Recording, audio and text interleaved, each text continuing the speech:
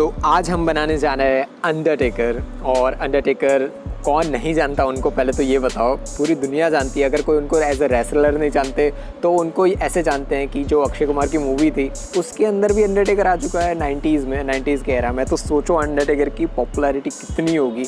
और ऑलमोस्ट पूरी दुनिया जानती है। मोस्ट ऑफ लोग, जब मैं बचपन में था तो बहुत गंदी वाली एकदम बोल सकते हैं कि वो उसमें जो बोलते हैं ना कि अफवाह फैली हुई थी कि अंडरटेकर 7 बार मर के आ चुका है। तो तब की स्टोरी लाइन्स WWE और ये सब चीज़ें बहुत अलग थी और वो सच में लेजेंड है। और इस बार जो हॉल ऑफ फेम आने वाला है WWE का, उसके अंदर वो इंडक्टी भी हो चुके हैं। और मैं सच में बहुत खुश हूँ अंडरटेकर के लिए, क्योंकि बहुत सालों से सब वेट कर रहे थे और लास्ट ईयर ही वो रिटायर हुए हैं। तो WWE 2K22 जो गेम होती है वो अभी रिलीज़ हुई है थोड़े टाइम पहले, और उसका जो पोस्टर था उसमें तो रेमिस्टर राइट, बट सारे कैरेक्टर्स होते हैं उनके अलग अलग फ़ोटोज़ आते हैं।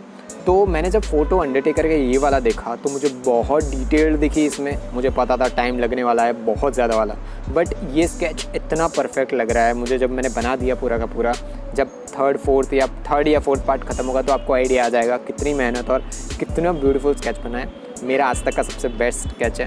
तो हम बढ़ेंगे आगे अंडरटेकर स्केच बनाने में, बट उससे पहले बहुत एक गुड कॉज के लिए मैं आपको बताना चाहूँगा कि मैं चाहता हूँ कि आर्ट को पूरी दुनिया तक फैलाऊँ मैं, जो पोर्ट्रेट से सब कुछ। मैं खुद नहीं, बहुत और लोग हैं, बहुत और लोग जुड़ेंगे भी। तो आज का लाइक गोल मैं ये बताना चाहता हूँ कि 10 है। मुझे पता है आप लोग कंप्लीट कर ही देने वाले हो। तो 10 लाइक पहले ख़त्म कर दो, फिर कमेंट कर दो आपको ये पूरे ट्यूटोरियल में क्या अच्छा लगा और कितना रेट करोगे ट्यूटोरियल को, कुछ आपको समझ आया या फिर कुछ भी अच्छा लगा हो आपको। और सब्सक्राइब करना तो आपको पता ही है, कर ही देना है। तो पहले तो हम डिसाइड करेंगे कि कौन सी टेक्निक यूज़ करने वाले हैं ये पूरे स्केच बनाने में। तो बहुत सारी अलग अलग टेक्निक्स होती है, जैसे ग्रिड टेक्निक होती है, फिर गाइडलाइन होती है, लाइंस बनाते हैं लोग, फेस स्ट्रक्चर बनाते हैं। तो ये पर्टिकुलर ट्यूटोरियल है जो अंडरटेकर का, उसको बनाने के लिए मैंने यूज़ किया है ग्रिड मेथड हमेशा की तरह। और मैं ग्रिड मेथड ही रिकमेंड करता हूँ, क्योंकि जो हमें बहुत छोटा फ़ोटो है उसको हमें बहुत बड़ा बनाना है, तो उसके लिए ग्रिड टेक्निक बहुत इजी और बहुत सिंपल है। बस उसमें लाइंस बनानी है और ये बॉक्सेस बनाने हैं। और जितना इजी मैं बोल रहा हूँ उतना ही इजी ग्रिड मेथड को यूज़ करना भी है। और उसका पूरा का पूरा ट्यूटोरियल मैंने मेरे चैनल में अपलोड कर रखा है, आप जाके चेकआउट कर सकते हो। बहुत ईजी ट्यूटोरियल है और आपको बहुत अच्छा लगेगा पूरा। जब एंड में आप बना दोगे खुद ग्रिड तब। और मैंने A3 शीट यूज़ की है बनाने में। और अगर डायमेंशंस आपको बताऊँ ये पूरे ट्यूटोरियल का, मतलब जो अंडरटेकर का स्केच बना रहा हूँ उसका, तो 22 वर्टिकल है मतलब सीधे बॉक्सेस हैं, और 18 बॉक्सेस हॉरिजॉन्टल है मतलब टेढ़े हैं। तो एक बॉक्स 1.5 सेंटीमीटर का है, तो वैसे ही आप बॉक्सेस बना सकते हो। और उसके बाद जो रेफरेंस पिक्चर है वो तो मुझे मिली थी कहीं से, वो मैंने वहाँ से चेक करके बनाई है। और उसके बाद हम स्टार्ट करेंगे स्केच बनाना। बट उससे पहले कि हम पूरा स्केच स्टार्ट करें, मैं बताना चाहूँगा कि जितने बहुत सारे लोग बोलते थे कि आप कौन से टूल्स यूज़ करते हो, क्या क्या चीज़ें यूज़ करते हो स्केच बनाने में। तो सारे जितने भी टूल्स हैं सबके लिंक मैंने मेरे डिस्क्रिप्शन में डाल रखी है, आप वहाँ जाके बाय कर सकते हो। सारी की सारी चीज़ें बहुत इजी है, आप जाके सब सिर्फ क्लिक करो। और बहुत सस्ते सस्ते हैं। मैं कभी भी बहुत ज़्यादा पैसे वाली चीज़ें यूज़ करता ही नहीं हूँ। मैं रिकमेंड करता हूँ कि आपके स्किल को आपको इम्प्रूव करना चाहिए जब भी आप स्केचेस बना रहे हो।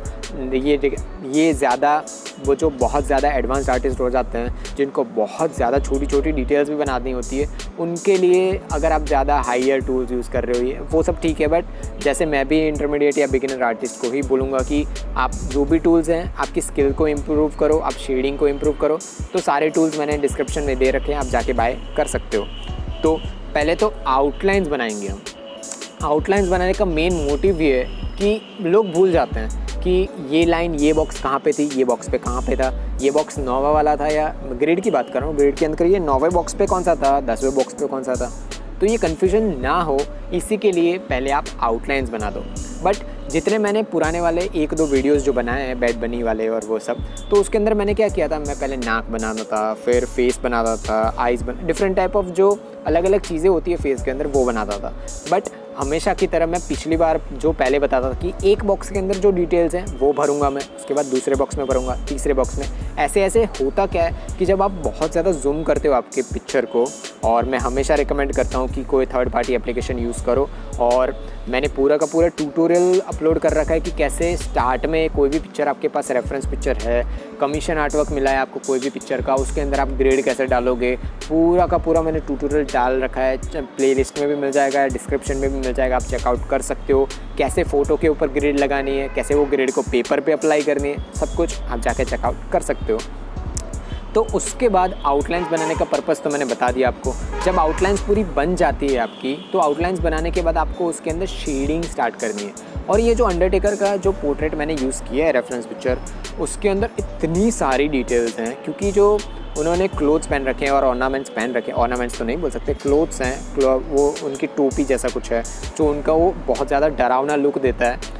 वो उसके अंदर थोड़ी बहुत कांटे भी हाथ है उसमें, बहुत ज़्यादा अच्छा लुक दिख रहा है। तो बहुत ज़्यादा डार्क है और कुछ जगहों पे थोड़ा बहुत शेडेड भी है।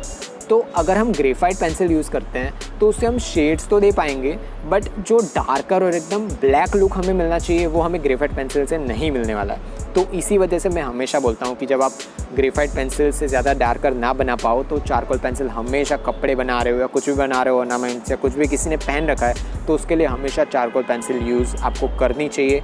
और उससे भी बड़ी बात यह है कि पेंसिल को आप शार्प करो। मैं बहुत सारे आर्टिस्ट को देखता हूँ कि वो पेंसिल को शार्प नहीं करते। मेन पर्पज़ शार्प करने का यही है कि अगर आपने मैकेनिकल पेंसिल को यूज़ किया हो तो उससे आप कितनी छोटी छोटी डिटेल्स दे पाते हो।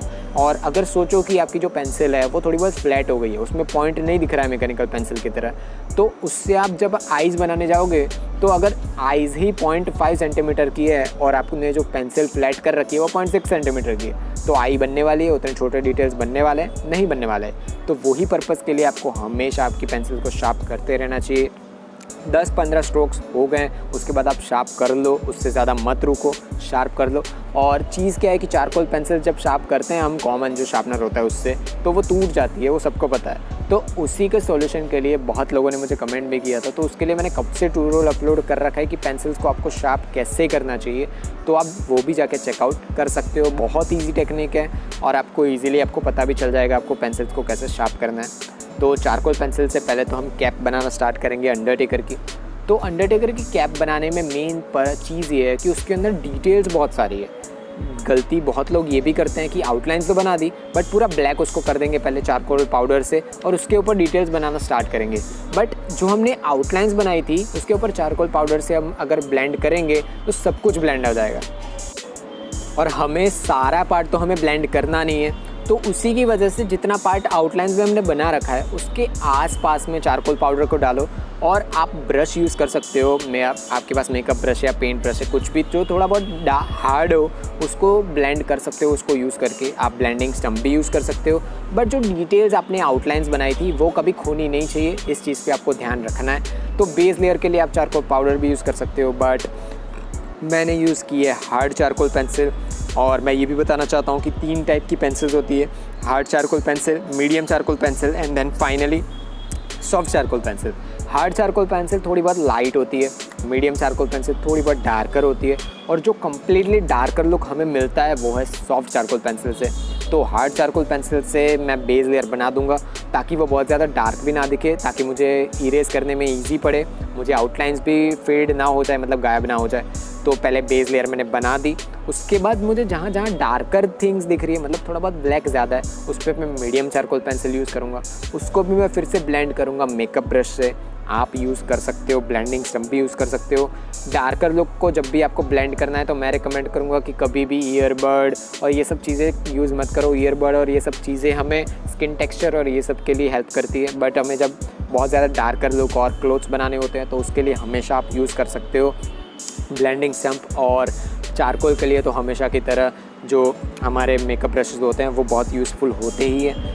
तो ये करने के बाद आप फिर से यूज़ करो मोनो इरेज़र। मोनो इरेज़र बहुत इजीली आपको आपके चारकोल पेंसिल को मतलब इरेज करने में बहुत हेल्प करता है। मोनो इरेज़र बहुत टाइम पे जब हम बहुत ज़्यादा लेयर्स चढ़ा देते हैं ग्रेफाइट पेंसिल में तब हेल्प नहीं करता है। आप कितना भी मोनो इरेज़र को यूज़ कर लो वो इरेज नहीं कर पाता है। बट जब चारकोल पेंसिल्स हम यूज़ करते हैं ड्राइंग पेपर में और उसके ऊपर हम इरेज़र यूज़ करते हैं मोनो इरेज़र, तो बहुत अच्छी तरीके से वो इरेज हो जाता है। तो मोनो इरेज़र मैं बोलूँगा कि अगर आप आर्टिस्ट हो तो सबसे पहले तो मोनो इरेज़र आप लेके आओ। बहुत छोटी छोटी डिटेल्स देनी है, मोनो इरेज़र सबसे बेस्ट है और बहुत ज़्यादा हेल्प करेगा। बट अगर आप बहुत मैंने भी पहले इरेज़र यूज़ नहीं किया था, बट मैंने जब मंगवाया बहुत ज़्यादा हेल्पफुल है। उसकी भी डिस्क्रिप्शन में मैंने लिंक दे रखी है, आप बाय कर सकते हो। तो उसके बाद जो हमारा फेस है अंडरटेकर का, उसको बनाने के लिए पहले तो मैं रिकमेंड करूँगा कि आप आई स्ट्रक्चर क्या होता है, नोज स्ट्रक्चर क्या होता है, लिप स्ट्रक्चर क्या होता है, ये आपको पता होना चाहिए। आप बॉक्स बाय बॉक्स जा तो रहे हो, बट अब अगर एक बॉक्स के अंदर आपने आई बनाई है, जैसे 1.5 सेंटीमीटर का बॉक्स है, उसके अंदर आई 1 सेंटीमीटर की है, ठीक है। तो अगर दूसरा बॉक्स है उसमें भी आई 1 सेंटीमीटर की ही होगी। ऐसा तो नहीं होगा कि कहाँ जा रही है, कहाँ यहाँ पे 1 सेंटीमीटर है, वहाँ पे 1.2 सेंटीमीटर है। वो जब आप स्केच कंप्लीट कर लोगे तब आपको पता चलेगा कि यार यहाँ पे आउटलाइंस बिगड़ गई, यहाँ पे बिगड़ गई। यही मेन पर्पज़ होता है आउटलाइंस बनाने का। तो आईज़ पे फोकस करो और डिटेल्स पे फोकस करो। जो फेस है, मैं चाहता था मोस्ट ऑफ पोर्ट्रेट्स जो होते हैं वो सिर्फ चेस्ट तक के ही होते हैं या फेस होता है और नेक तक के ही होते हैं, बट मैंने पूरा आर्मर लिया है, वेस्ट जो कमर है अंडरटेकर की वहाँ तक का लिया है, क्योंकि जो आर्मर अंडरटेकर ने पहन रखा है वो बहुत ज़्यादा डिटेल्ड और बहुत सारा खूबसूरत दिख रहा है। तो वही डिटेल्स अगर आपको देनी है तो इसीलिए मैंने वेस्ट तक यूज़ किया है। और उसकी वजह से हुआ क्या कि जो फेस है अंडरटेकर का वो छोटा दिख रहा है। तो फेस जब छोटा दिख रहा है तो उसके अंदर डिटेल्स भी छोटी छोटी होगी, और वो छोटी छोटी डिटेल्स देने के लिए ही मैंने मैकेनिकल पेंसिल्स का यूज़ किया है। हमेशा की तरह एच पेंसिल तो यूज़ करनी ही है। ग्रेफाइट की बात कर रहा हूँ मैं, फेस के ऊपर चारकोल पेंसिल मैं रिकमेंड नहीं करता हूँ। फेस के ऊपर आप ग्रेफाइट पेंसिल यूज़ करो ताकि छोटी छोटी डिटेल्स भी आप दे पाओ। तो वो डिटेल्स जब आप दे पाओगे तो एच पेंसिल से बेस लेयर तो आपने बना दिया, उसको ब्लेंड मत करो अभी, क्योंकि शेडिंग पे ध्यान दो। छोटी छोटी शेडिंग करो, छोटी छोटी पेंसिल्स को पहले तो शार्प करके छोटी छोटी डिटेल्स दो। उसके बाद जो डार्कर पार्ट्स हैं, जैसे आईब्रोज हैं, आई है, आई लैशेज़ हैं, लिप्स हैं, नोज़ के नीचे का पार्ट, ये बहुत थोड़े डार्कर पार्ट्स होते हैं, तो उसको एच पेंसिल से थोड़ा ज़्यादा प्रेशर अप्लाई करके थोड़ा बहुत डार्कर कर दो। और उसके बाद अगेन यूज़ करो 2B पेंसिल या 3B पेंसिल जो डार्कर पार्ट्स है उनके लिए, या फिर आप 0.9 mm की जो मैकेनिकल पेंसिल है उससे भी छोटी छोटी डिटेल्स भी दे सकते हो, और उसको अगेन ब्लेंड कर सकते हो आप आपके जो ब्लेंडिंग स्टम्प है उससे। पर ब्लेंडिंग स्टम्प जो सबसे छोटा वाला होता है वो। तो मिलेंगे पार्ट 2 में, जिसमें हम थोड़ी और डिटेल्स अप्लाई करेंगे अंडरटेकर के स्केच में। सो बाय बाय। तो आज के ट्यूटोरियल के लिए बस इतना ही। अगर आपने इस ट्यूटोरियल से कुछ ना कुछ सीखा है तो सब्सक्राइब कर दो और लाइक कर दो। अगर आपको कोई भी क्वेश्चन और क्वेरीज हो इस ट्यूटोरियल के रिगार्डिंग तो कमेंट में लिख दो। तब तक के लिए ध्यान रखो खुद का और जिनसे प्यार करते हो उनका भी। आपका चित्रकार एक दिन हो। टट्टूज।